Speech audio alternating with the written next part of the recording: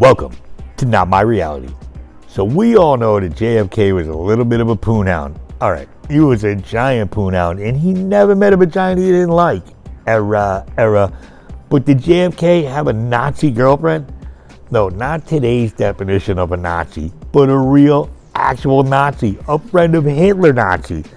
Let's get started with a little song my buddy Steven wrote for JFK. You're the love of my life, but it cuts like a knife, and I feel that I'm being misled.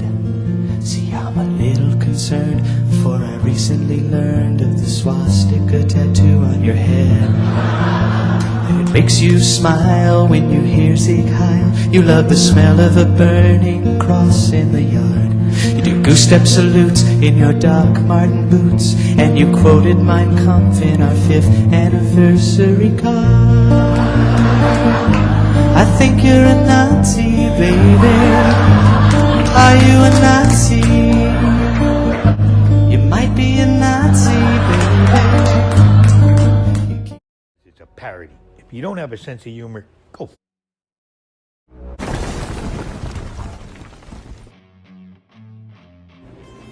Welcome. Is this my reality? Is this your reality? I think you're a Nazi. Don't be lying, baby. Are you a Nazi? So who was the woman that was the accused spy that allegedly had a fling with JFK and stole Adolf Hitler's heart? It just doesn't even sound right, does it? This woman was Inga Arvad. Inga Arvad was JFK's great love. He called her Inga Binga. Okay. The one woman with whom he said he could be himself, according to many who knew him.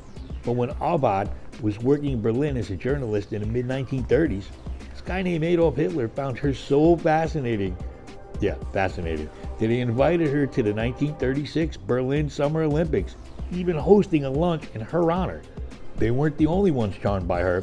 When Arvad worked in Hollywood as a gossip columnist, male actors regularly declared her more beautiful than some of their leading ladies. A photograph of her with Hitler surfaced though, and the FBI started following her, finding out that she was dating an American ensign whose name just happened to be John F. Kennedy, son of the former U.S. ambassador to Britain. Are you a Nazi? Even FBI Director J. Edgar Hoover was obsessed with Arvad, albeit for different reasons. He was convinced the blonde was a Nazi spy who had infiltrated the highest ranks of the American government through a job as a columnist for the Washington Times-Herald. He had investigated her for years. You know what? Someone should have investigated J. Edgar Hoover, because that dude was a fucking creep. Are you a Nazi? Born in 1913 in Denmark and raised by her mother to be the perfect woman, Arvad was crowned Miss Denmark in 1931 before moving to New York to attend the Columbia School of Journalism. Support the channel, hit that like button, hit that subscribe button, smash that notification bell. Otherwise, someone's going to keep playing repetitive Spanish music in the background during my voiceovers.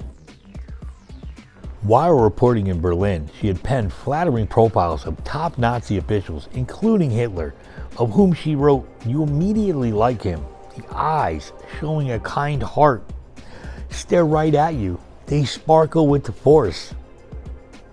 Okay. Through Nazi political and military leader Hermann Göring, on whom she had written a story, she was invited to a party that Hitler was throwing. Wow, a Hitler party. Must have been great. She captivated him with what he described as her perfect Nordic beauty. Not long afterward, the smitten Hitler granted her 2, some people say 3 interviews. He had her over for lunch, and the 2 were photographed laughing together. Old Adolf even gave Arvad an autographed picture of himself signed to Inga Arvad in friendly memory. Sounds like Hitler kind of had a thing for it. Anyway, the Nazis enjoyed her profile so much, in fact, that they asked her to become a spy for them, something she said she would consider. Instead, it was her wake-up call. She took the next plane to Copenhagen, Denmark, stunned and scared. She later moved to Washington, D.C., where she and Jack Kennedy, then a 24-year-old naval ensign, were introduced in November 1941 by his sister Kik, a close friend of Arvad's. She was still wed to her second marriage following a brief teenage union to a Hungarian film director named Paul at the time. Initially, Kennedy's controlling father, Joseph, he had no issues with the relationship. He assumed it to be a short-lived and primarily sexual one. While the latter was true, Arvad said, "Jack's got a lot to learn, and I'll be happy to teach him." But the dalliances, they quickly became serious.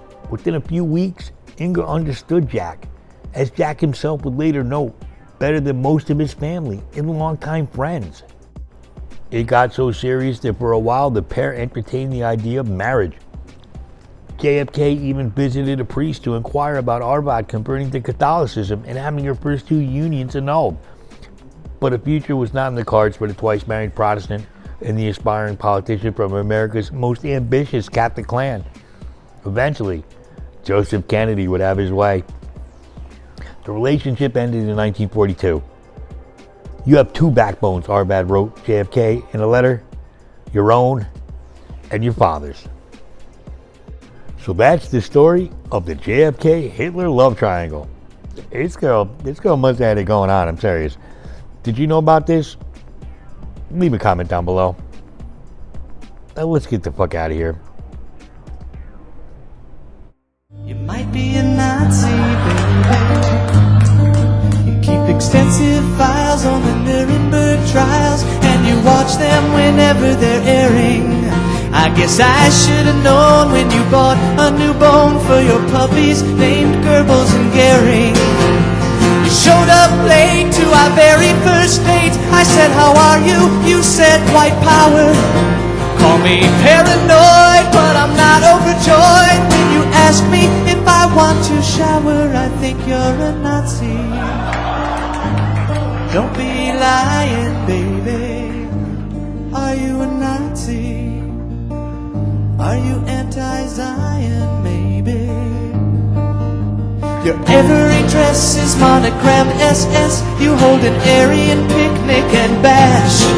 And it makes me irate when you say I look great when I wear a little tiny mustache. Your social politics say that races don't mix, and you call it pure blood pollution. And whenever I'm sad, you say it's not so bad. For every problem there's a final solution. I think you're a Nazi. Give me an answer, baby. Are you a Nazi? You drive a fucking Panzer, baby. You say that love is blind, so how could I have guessed? But then again I met you at the Wagner Fest.